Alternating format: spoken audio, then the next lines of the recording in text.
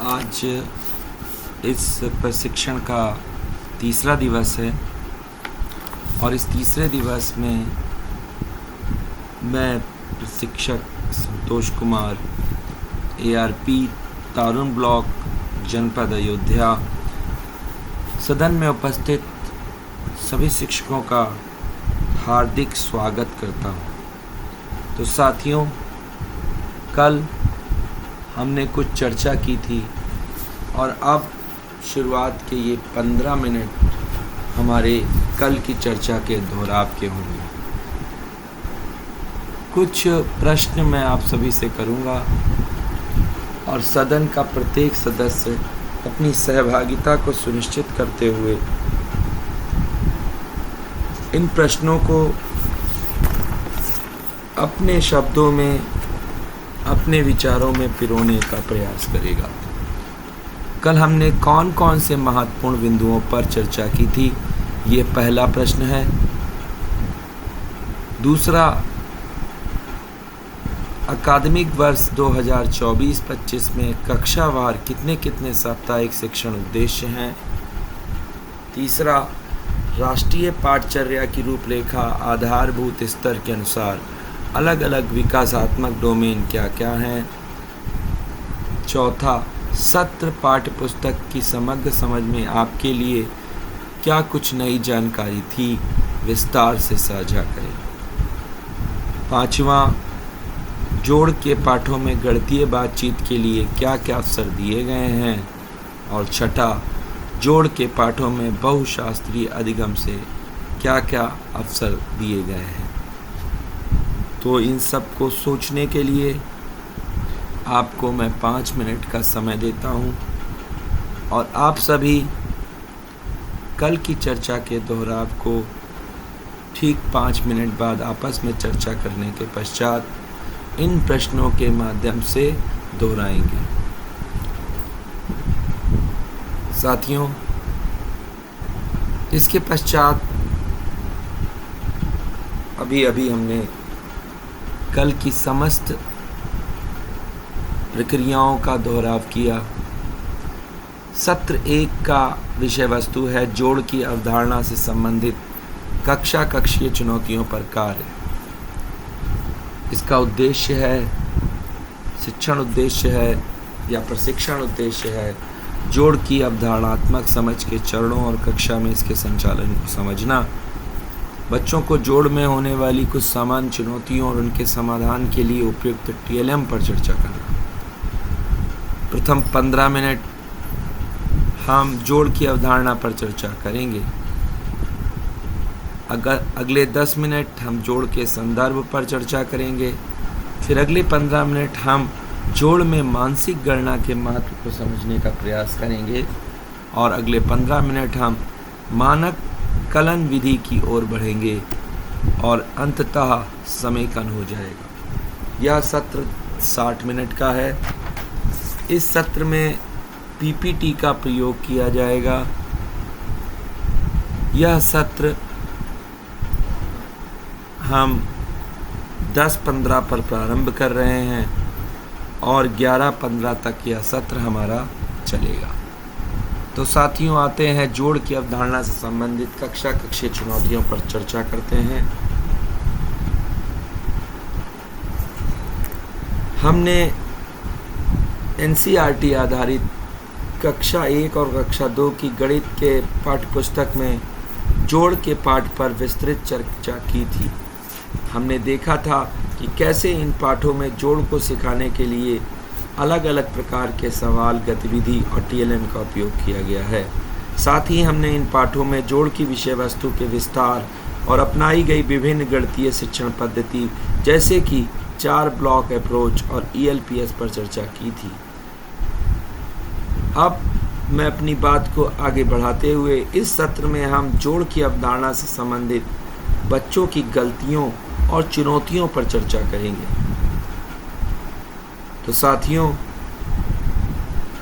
आप सभी कक्षा 1 और कक्षा 2 के निपुण लक्ष्य से भलीभांति परिचित हैं। एक अंकीय जोड़ एवं घटाव के 75% प्रश्नों को यदि बच्चे सही कर लेते हैं तो वह गणित की कक्षा 1 में निपुण माने जाते हैं। इसी प्रकार कक्षा 2 में जोड़, योग 99 तक एवं घटाव 2 अंकीय के 75% प्रश्नों को सही हल कर लेते हैं तो बच्चे कक्षा 2 में निपुण माने जाते हैं। इसलिए ये बहुत महत्वपूर्ण हो जाता है कि हम अपनी कक्षा में जोड़ की अवधारणाओं में बच्चों को आ रही चुनौतियों को समझें और प्रभावी रणनीति के साथ कक्षा में कार्य करें।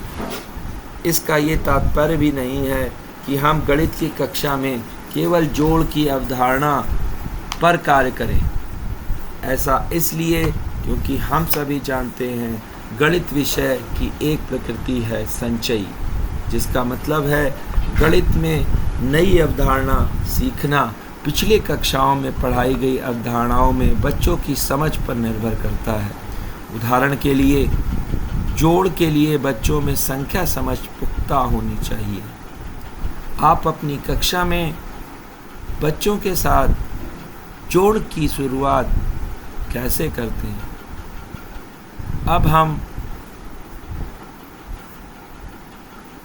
कुछ प्रतिभागियों के साथ इस प्रक्रिया पर डेमो सहित चर्चा करेंगे।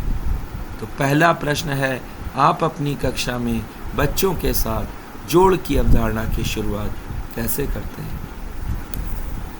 दूसरा प्रश्न है, जोड़ की अवधारणा में बच्चे कौन कौन सी किस प्रकार की गलतियां करते हैं? आपको अपने अनुभवों को यहाँ साझा करना है। बच्चों के साथ जोड़ की अवधारणा की शुरुआत अलग अलग रोचक संदर्भ व वास्तविक सवालों से की जानी चाहिए। बच्चों को इन सवालों से जूझने का पर्याप्त समय दिया जाना चाहिए और ज़रूरत अनुसार सहायता, ताकि वह सवाल हल करने के लिए अपने तरीके बना सके। ठोस वस्तुएं, मन के आइसक्रीम स्टिक और परिवेशीय वस्तुओं का उपयोग कर सवालों का निरूपण किया जाना चाहिए। शुरुआत 1 अंकीय जोड़ से करना चाहिए, फिर संख्या 1 से 20 तक बिना हासिल को शामिल करते हुए अंत में हासिल वाले सवालों पर आना चाहिए। एक बार बच्चे जोड़ की अवधारणा को पुख्ता कर लेते हैं, तब संक्रिया के चिन्ह और संक्रियाओं को लिखने के मानक तरीकों से परिचय कराया जाना चाहिए। जोड़ की अवधारणा में 2 समूह की वस्तुओं को इकट्ठा करके बने नए समूह में वस्तुओं की संख्या पता करना जोड़ है।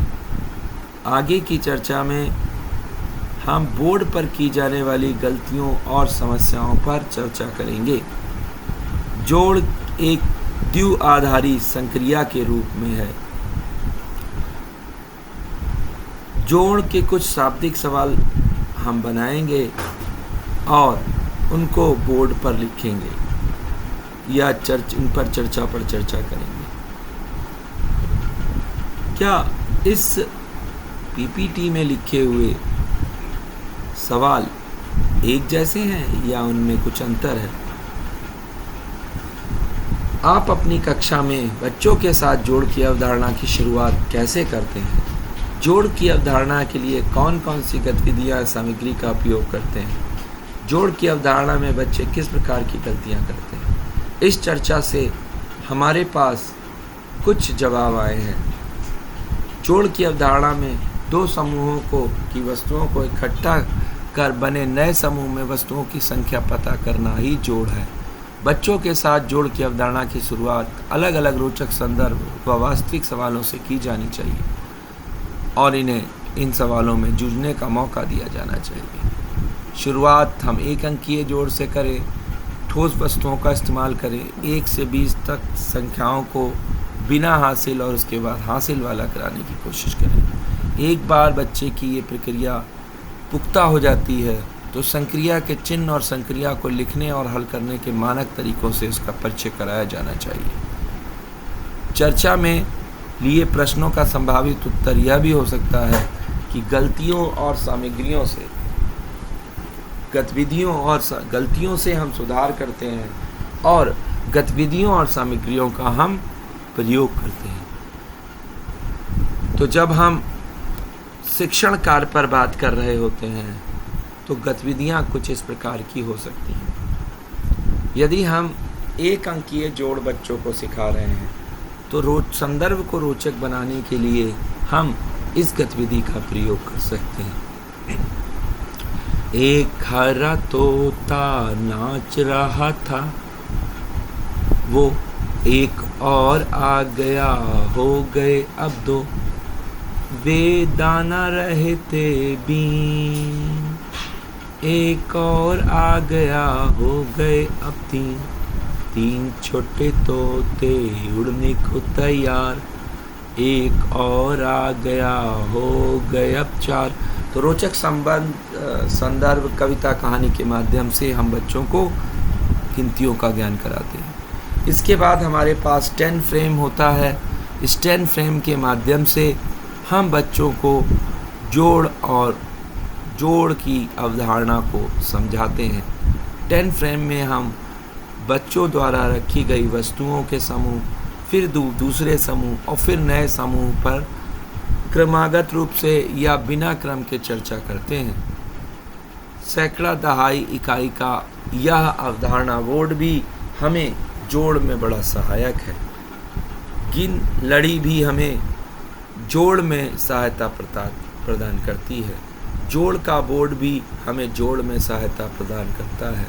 जोड़ के पोस्टर के माध्यम से जोड़ को करना अत्यंत आसान होता है।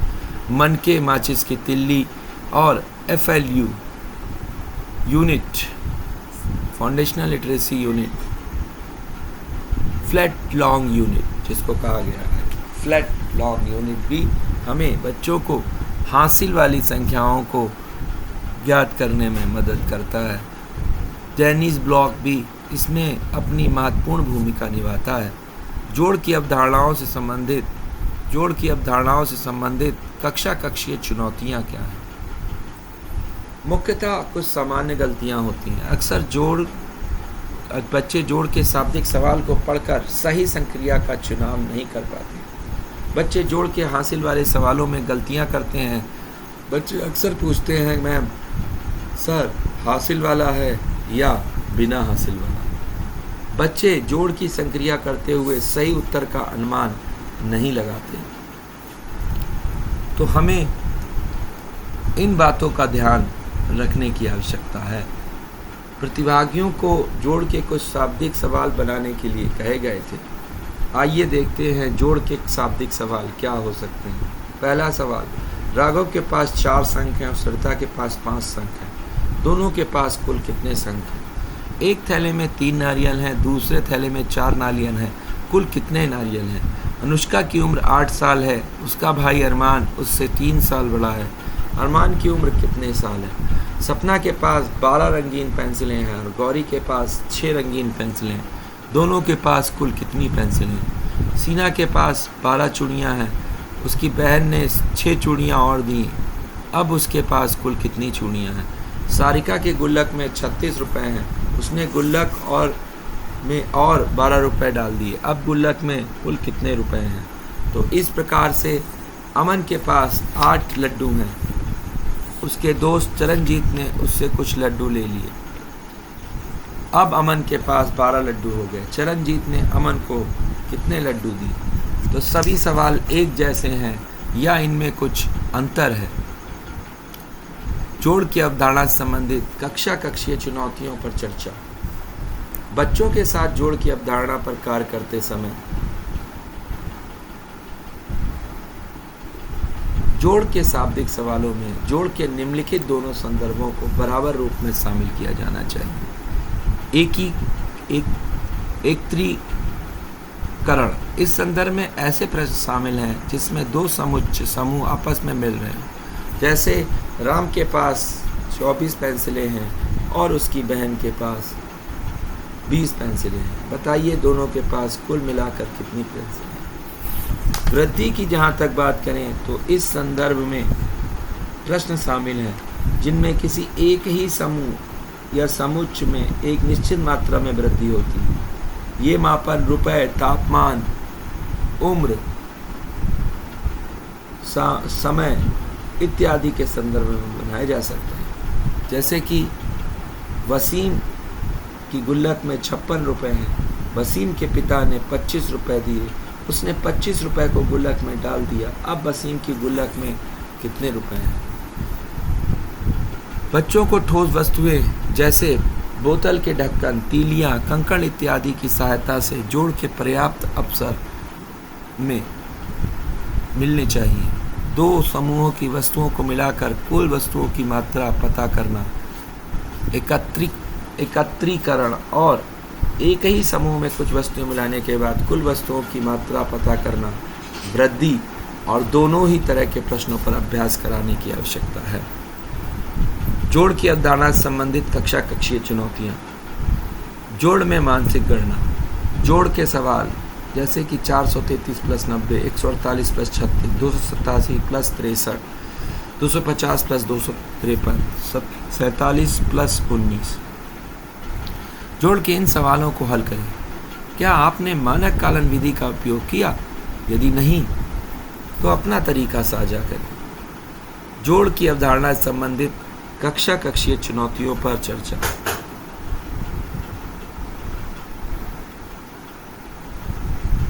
हम काउंटिंग की स्ट्रेटजीज और मानसिक गणना के कुछ तरीकों पर बातचीत करते हैं।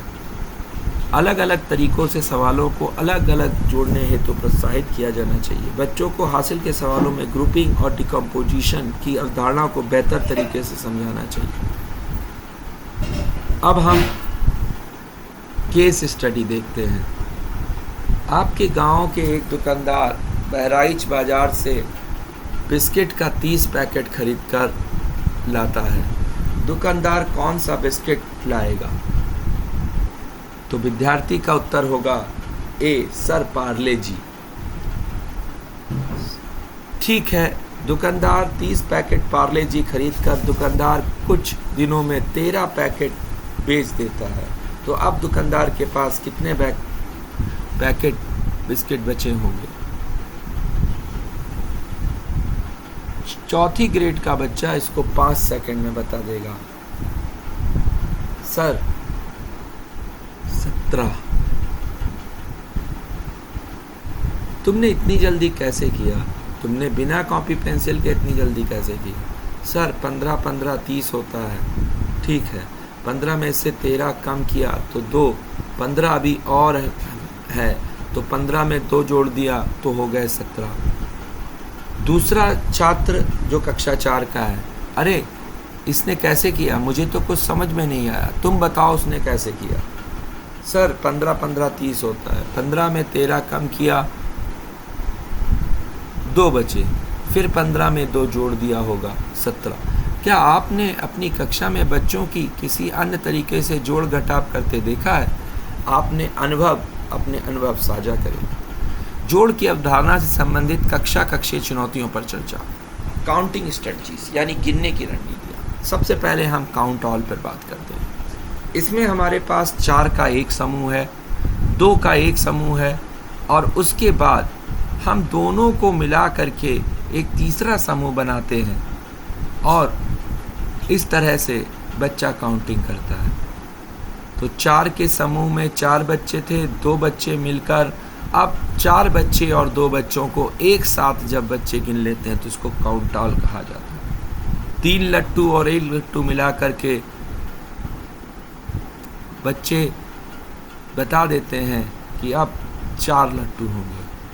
अब्दुल और रिहाना नीचे दिए गए तरीकों से संख्या जोड़ रहे हैं। जोड़ पता करने के लिए उनकी सहायता कीजिए। Count on.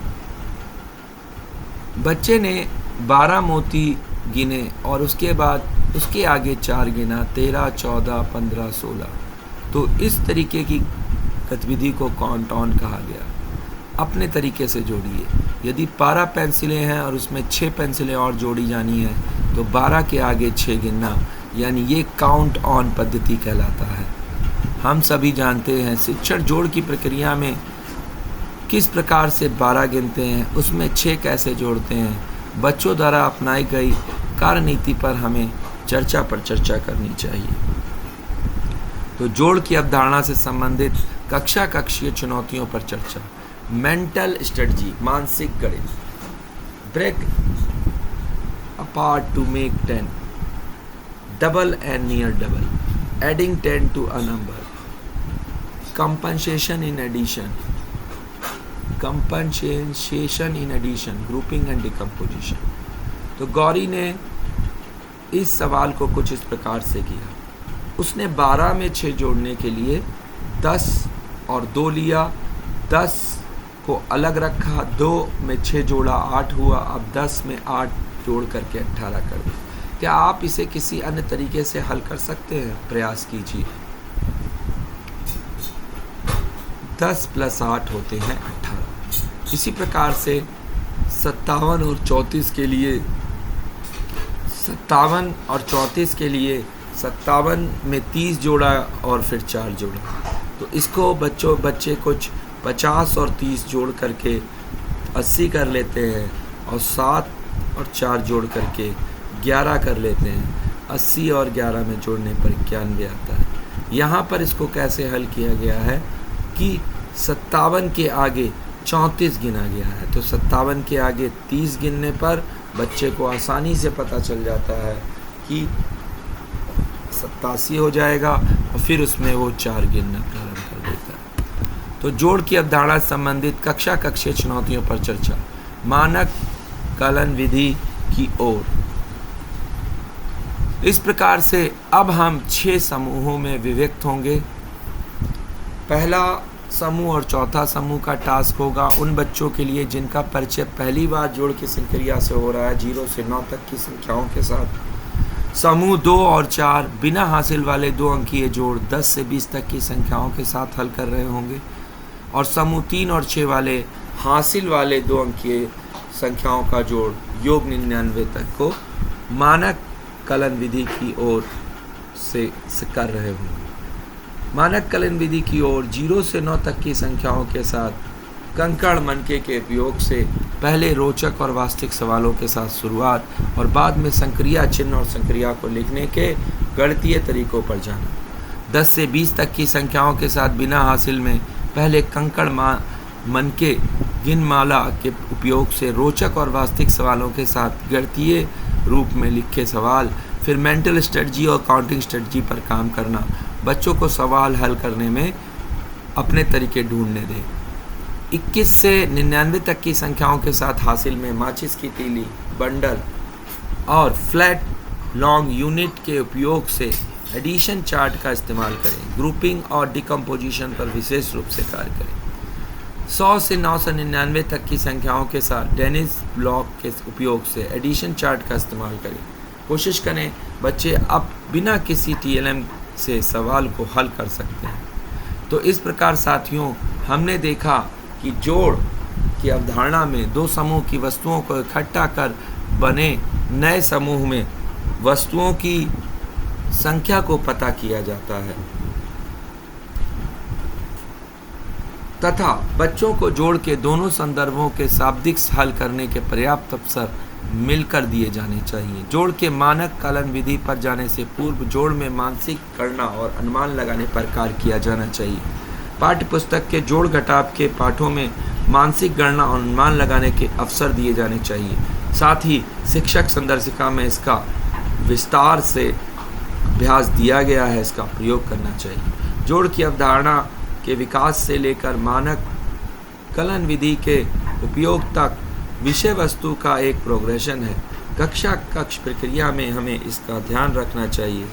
तो इस प्रकार यदि हम सजेस्टिव अप्रोच करते हैं तो बेहतर करने के लिए हम उपयुक्त तरीके से आगे बढ़ेंगे और अपनी सजेस्टिव अप्रोच के साथ अपने विद्यालय को निपुण बनाने में महत्वपूर्ण भूमिका निभाएंगे।